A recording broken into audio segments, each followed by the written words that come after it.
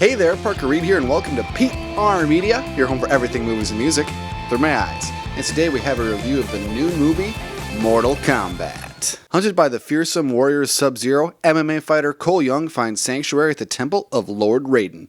Training with experienced fighters Liu Kang, Kung Lao, and the rogue mercenary Kano, Cole prepares to stand with Earth's greatest champions to take on enemies from Outworld in a high-stakes battle for the universe. Going into my review of Mortal Kombat, I didn't have the biggest, longest history with the movie whatsoever. I've never really played any of the video games, and I just recently watched in the past 24 hours the original one from 1995, as well as the awful sequel, Mortal Kombat Annihilation. I think those movies were fun, cheesy video game goodness, but they were very much products of their time, and the games have gone on for more than 20 years since. So this new adaptation I was very interested in, and holy shit, this movie was a lot of fun. I think one of the pivotal aspects of this movie, in order to enjoy it, you need to go in with your expectations in line. Mortal Kombat is not the most intellectual, deep, diverse, thought-provoking video game genre there is. It's just about fatalities, brutality, blood, gore, ninjas, warriors, superpowers, whatever you've got going on, and it's all present here. So if you go with those expectations and just kind of turn your brain off for an hour and a half, I think you'll really enjoy Mortal Kombat. And a lot of the complaints I've been seeing about Mortal Kombat going into this movie is that it doesn't even have the tournament in the actual movie. It's all just lead up, and people were complaining about that, but I don't really care about the actual tournament itself. I just want to see people fight, and they basically all fight and splinter off in their own one-on-one fights in this movie, so it's basically a tournament movie at its core anyway. And throughout this movie, you're following Cole Young, who is a character that is made up just for these movies.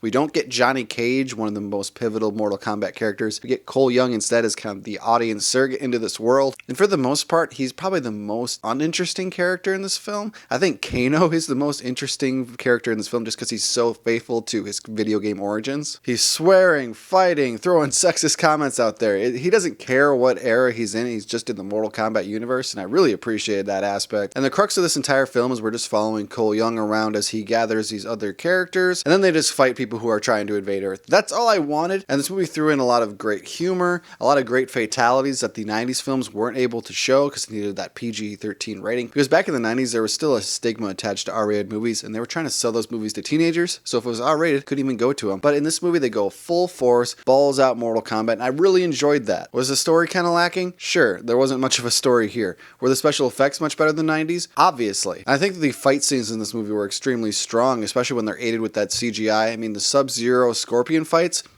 chef's kiss. They were fantastic. They happen only at the beginning and the very end of this movie, so if you're going into this just looking for Sub-Zero and Scorpion action, you're not going to find that much Scorpion. Sub-Zero is in this movie much more than Scorpion is, but when he comes here in the last scene, it's phenomenal. So do I think this is the best Mortal Kombat movie that's ever come out? I think so. I don't know how you could do this concept much better besides taking out Cole Young and having the actual tournament take place. If Cole Young was Johnny Cage and there was a tournament, I think this movie would be a near 10 out of 10, because when you think about it, what do you want out of a Mortal Kombat movie? This movie has all of it. It has great action. It's got some great humor. It has great character designs, and there's just a lot of great ambience and fun and set pieces.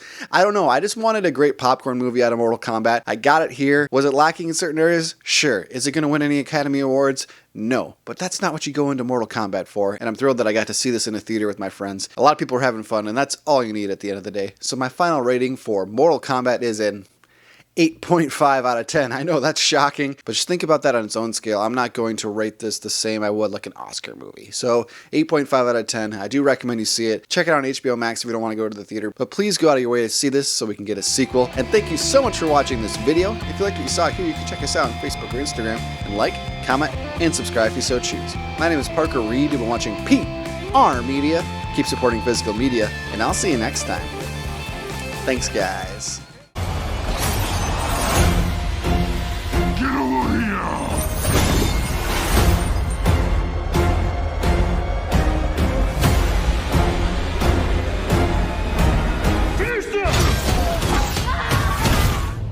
Kano wins. You fucking beauty.